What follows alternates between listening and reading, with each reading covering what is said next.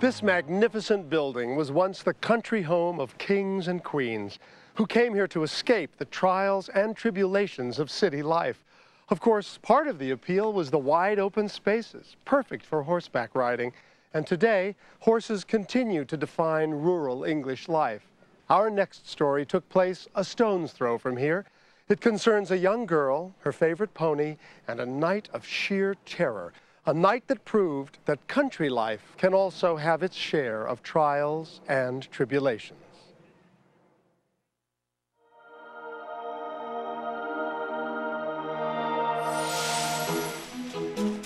For the Page family of Suffolk, England, horses are more than just their livelihood.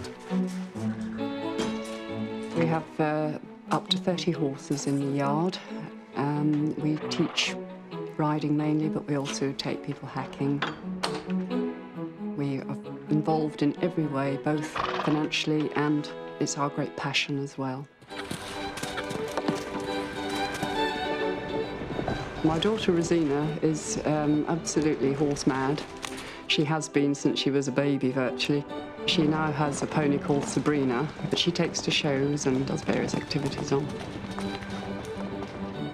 Horses are the most important thing in my life, and I've been riding since I was 2 days old, or as far as I can remember anyway. Sabrina and I are the bestest of friends. I think we sort of go together because of that. It's good. Are you pleased with that? Yeah, yes. She always does her best for me. In 1997, the Page family was celebrating Bonfire Night. Oh, wow, look at those fireworks. They're lovely, aren't they? Which included a fireworks display not far from their stables. We were all standing round the fire, eating sausages and potatoes that I'd brought from the house. I just happened to look up through the trees. Look, the barn, it's on fire. There were flames right up in the roof under the eaves of the barn, which was full with well over 2,000 bales of hay and straw. Straw just goes up so fast. We just felt filled with terror for the horses. The first thing we wanted to do was to run and release them. It was already a raging inferno. There's no other way to describe it. We were just absolutely certain that the whole place was going to go.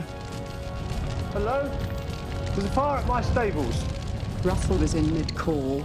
Some burning straw got thrown across onto the roof of the office, which then went on fire. I've got to go.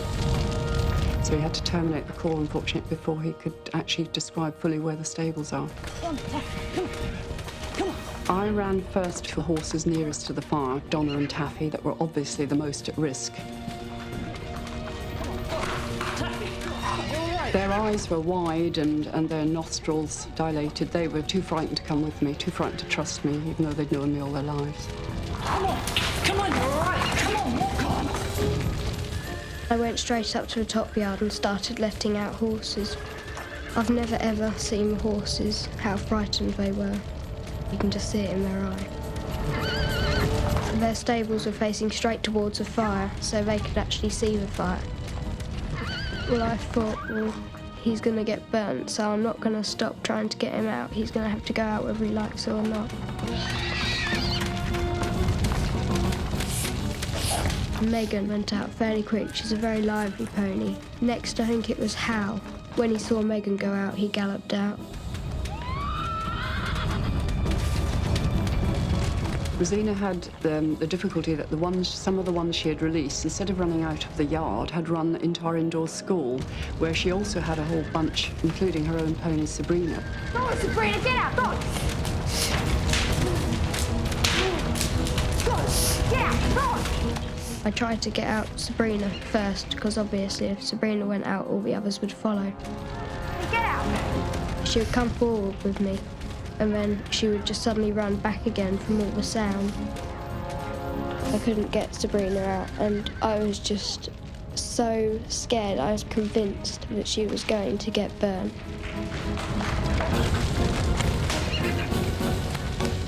The thing that was most overwhelming was the noise. We couldn't hardly think because there was such a roaring and cracking and banging going on. Come on, Taffy!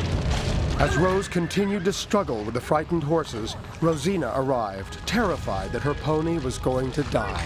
These won't come either past the flames. I'll leave them and come with you. Come on, quickly.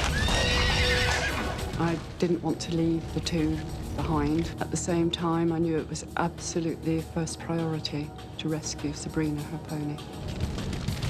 When we arrived at the entrance to the indoor school, there were about 7 horses and ponies just charging round and round like a wild herd. They were so frightened. There was a real risk of getting trampled underfoot. My mum ordered me to stay right away, and she promised me she would get Sabrina out. It was really difficult to know how to solve the situation.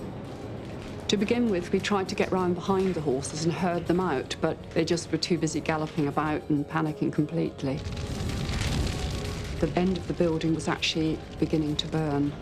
It looked as though the whole indoor school was going to go up. And I really felt that it was hopeless for them unless we got them out.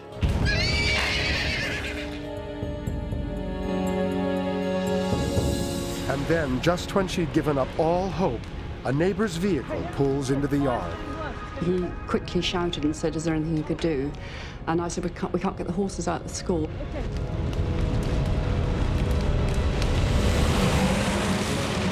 We drove in behind them, which was a very brave thing to do. He had to drive right past the flames.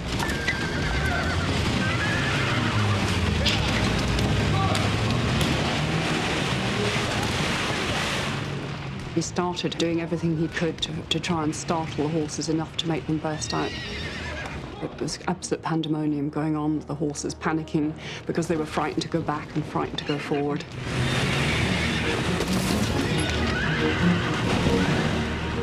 Their whole world had suddenly fallen apart for them. The people they trusted had been chasing them. There was bangs and crashes going on all the time. I don't think they knew what was happening to them. They just were totally petrified. He started tooting the horn very, very quickly and loudly and revving his engine as hard as he could. And that was the final clincher.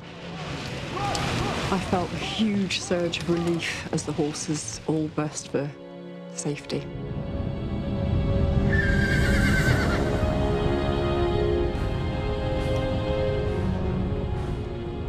They just went just like a wild herd, flew out the gate and into the night. We didn't know what direction they had gone in. They just went. We just heard thundering hooves disappearing into the distance.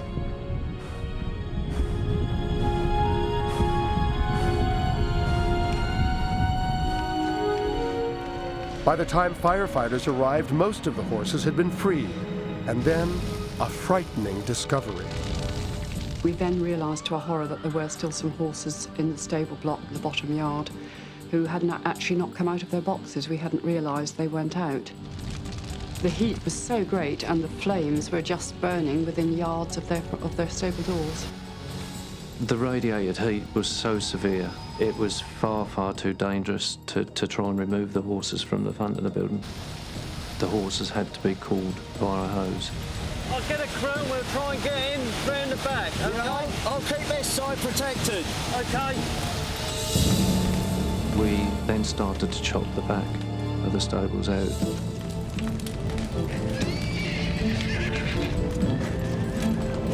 The crew worked very hard to get through the wood, and eventually we did get through to the centre stable. We had access then to the walls either side of the horses. Brian, let's get this wall down quick. Now, all that stood between the horses and freedom was a low concrete wall. We started to knock the concrete down, which we thought was going to be a fairly easy task, but then suddenly realised that there was reinforced concrete. We feared very much for the safety of the horses, but we just had to do it. There was no other way. We had to get the wall down. The horses in that block were thoroughbreds. They were particularly panicky. There was no way we were going to be allowed to help at that stage because it would have been very, very dangerous for us to try and go in without fireproof clothing on. So we just had to stand there helplessly saying prayers, really, that they would succeed in getting them out. Once we got the hole large enough in the wall, we tethered the horses with a line, and then led them out of the rear of the stable across the lawn. They were just so amazing. They were able to lead them out just with a rope round their neck, and they came out like lambs. The cause of the fire was never established, but it could have been a stray firework, but there's no way of knowing. It's a miracle that so many horses were saved that night, and it's down to the courage of Zona and the family that they've so much work for the fire service. It would have been unthinkable if they hadn't got so many horses out that night. The other horses had scattered far and wide, but most of them hadn't actually gone all that far away when eventually their natural curiosity made quite a few of them amble back towards home again. Sabrina, unfortunately, was one of the ones that didn't amble back. Well, when I got into bed, I was still so convinced that she had died. Are you all right, darling? Yeah, but what about Sabrina? Don't worry, I promise you'll be all right. We just had to try and tell a little fib to her, a little white lie to her that Sabrina was safe. And I just had to pray that by, first light I would find her so that in the morning she would actually be there for her, which luckily she was. I was just so relieved. It was like the happiest moment in my whole life. And now, a year on, our stables are pretty well back to what they were. Rosina and Sabrina, I would say, are probably closer than ever after literally going through the fire together. They absolutely adore each other. They are complete kindred spirits, and they spend many happy hours pony clubbing, going to pony shows, just as they did before. I don't think my life would have been complete without Sabrina because, we just are completely part of each other. Yes.